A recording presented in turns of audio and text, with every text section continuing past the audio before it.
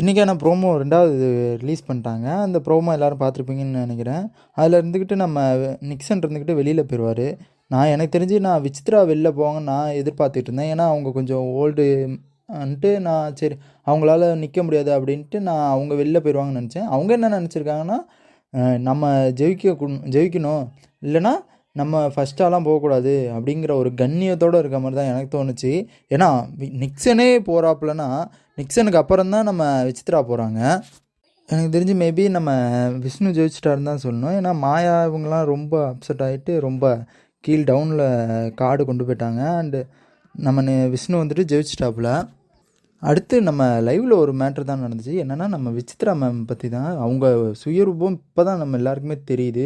இதை பார்த்துட்டாச்சும் நம்ம அதுக்கப்புறம் திருந்திக்குவாங்கன்னு நான் நினைக்கிறேன். எப்போ பாரு நம்ம தினேஷ் சொல்லிக்கிட்டே இருப்பாங்க, பர்சனல் அட்டாக் பண்ணுற அப்படிங்கிற மாதிரி நம்ம தினேஷை பார்த்து நம்ம விசித்ரா மேம் சொல்லிக்கிட்டே இருப்பாங்க.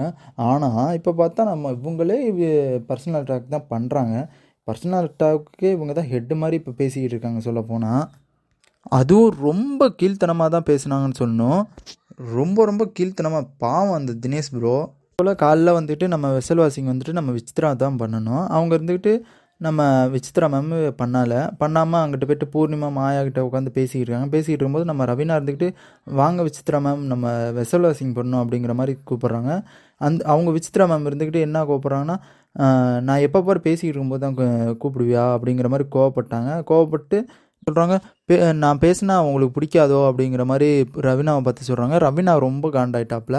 அதுக்கப்புறம் நம்ம பூர்ணிமாட்ட சொல்கிறாங்க, உள்ளே இருக்கவங்க தான் குத்தி விடுவாங்க போல இருக்குது, தூண்டி விடுவாங்க போல இருக்குது அப்படிங்கிற மாதிரி நம்ம தினேஷை குறிப்பிட்டு சொல்கிற மாதிரி தான் இருந்துச்சு. ரொம்ப கீழ்த்தனமாக தான் பேசினாங்க ரவீனாவை. ரவீனா ரொம்ப காண்டாயிட்டாங்க. எதுவுமே பேச முடியாமல் தான் நின்றுக்கிட்டு இருந்தாங்க. அதுலேயும் ஒரு முக்கியமான விஷயம் சொன்னாங்க, மணி ரவீனா தான் கல்யாணம் பண்ண போகிறாங்க, இவங்களாம் எப்படி கல்யாணம் பண்ணி எப்படி தான் வாழ்க்கையை நடத்த போகிறாங்க அப்படிங்கிற மாதிரி ஒரு நெகட்டிவ் பாயிண்ட்டாகவே சொல்லிக்கிட்டு இருந்தாங்க.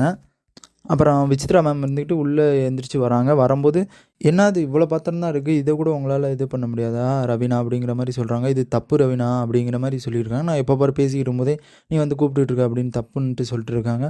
அதுக்கு ரவீனா இருந்துக்கிட்டு சொல்கிறாங்க, மேம் இது நீங்கள் தான் பண்ணுற வேலை, நீங்கள் எப்போ பாரு வேலை செய்யாமல் ஓபி அடிச்சுக்கிட்டே இருக்கீங்க அப்படிங்கிற மாதிரி சொல்லிக்கிட்டு இருக்காங்க. அது சொன்னதுக்கு ரவீனாவை அப்படிலாம் நீ என்ன சொல்லாதம்மா, அதட்டிலாம் பேசக்கூடாது அப்படிங்கிற மாதிரி சொல்லியிருக்காங்க. 2 பாத்திரம் தானே இருக்குது, நீயே அதை விளக்கிட்டு நீயே அதை சமைச்சிட்டு போயிருக்க வேண்டியதானே அப்படிங்கிற மாதிரி சொல்லுவாங்க. அதுக்கு ரவீனா இருந்துக்கிட்டு நீங்கள் வேலை செய்ய தானே மேம் வந்திருக்கீங்க ஸ்மால் ஹவுஸில், அப்புறம் ஏன் வேலை செய்யாமல் இருக்கீங்க அப்படிங்கிற மாதிரி கேட்குறாங்க. எனக்கு தெரிஞ்சு மேபி இந்த வாரத்தில் இவங்க சுத்தமாக வேலை செய்யலைன்னு தான் சொல்லணும். ஏன்னா காய்கறி நறுக்கிறதுலேருந்து எல்லா வேலையுமே இவங்க துடைக்கிறதுலேருந்து எல்லாமே விஷ்ணு அண்டு தினேஷ் மணி ரவீனா தான் பண்ணுவாங்க.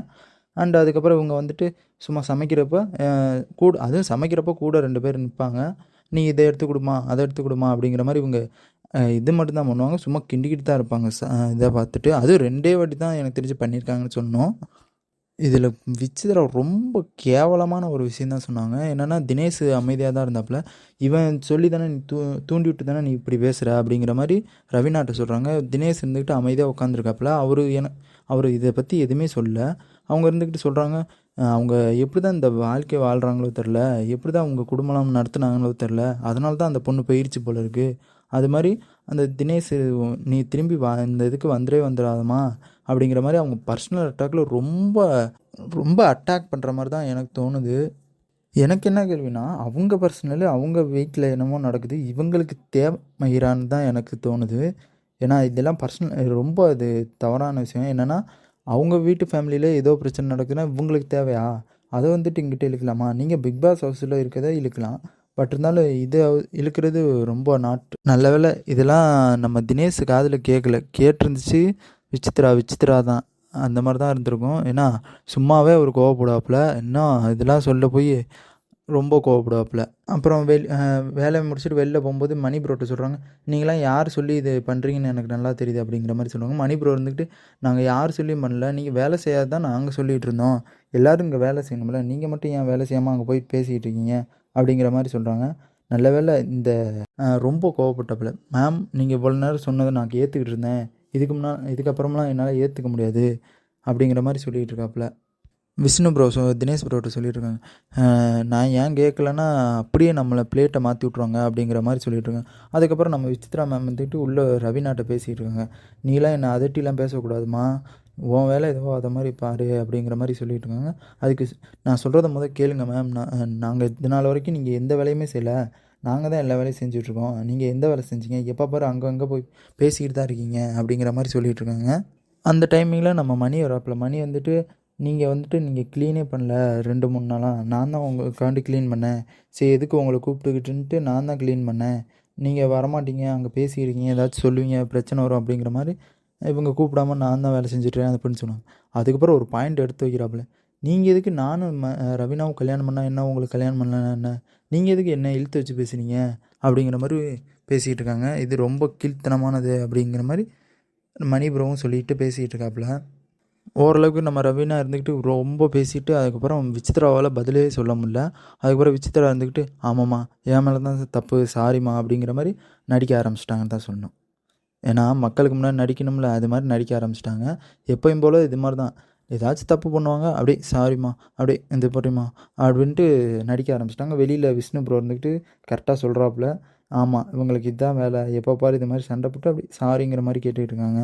இவங்க என்னமோ உடனே மேலேருந்து குதித்து கல்யாணம் பண்ணி டைரெக்டாக இந்த மாதிரி தெரிஞ்சு வந்த மாதிரி தான் பேசிகிட்டு இருக்காங்க. எல்லாமே ஒவ்வொன்றா தான் கொஞ்சம் கொஞ்சமாக தான் கற்றுக்குவாங்க கல்யாணம் பண்ணா அப்படிங்கிற மாதிரி நம்ம விஷ்ணு ப்ரோ சொல்லிகிட்டு இருக்காப்புல.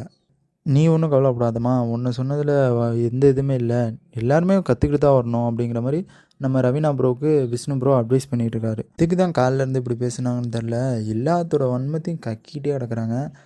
என்னென்னா மணி ரவீனா பர்சனல் இருக்கிறாங்க, சாயந்தரம் என்னென்னா நம்ம தினேஷ் ப்ரோவை இருக்கிறாங்க, அண்டு விஷ்ணு ப்ரோவை வந்துக்கிட்டு நீ உன்னை ஒழுங்காகவே வளர்க்கல அப்படிங்கிறாங்க. நம்ம தினேஷ் ப்ரோ வந்துக்கிட்டு எந்த பொண்ணு கூடயுமே நீ வாழ லாய்க்கில்லை அப்படிங்கிறாங்க. அர்ச்சனா இருந்துக்கிட்டு அர்ச்சனாட்ட உன் தங்கச்சி வந்தது நீ ரெஸ்பான்ஸ் சரியில்லை அப்படின்னு எல்லாம் பர்சனல் அட்டாக் இவங்க தான் பண்ணுறாங்க சொல்லப்போனால். ஆனால் எல்லாத்துக்குமே தினேஷ் ப்ரோ பர்சனல் அட்டாக் பண்ணுறாரு, தினேஷ் ப்ரோ பர்சனல் அட்டாக் பண்ணுறாரு அப்படிங்கிற மாதிரி பேசிகிட்டு இருக்காங்க. விசித்ரா செஞ்சது சரியாக தவறான்னு உங்கள் ஒப்பீனியனை வந்துட்டு கமெண்ட் பாக்ஸில் கமெண்ட் பண்ணுங்கள். நம்ம நெக்ஸ்ட்டு வீடியோ ப்ரோமோவில் பார்க்கலாம். ஓகே, பாய்.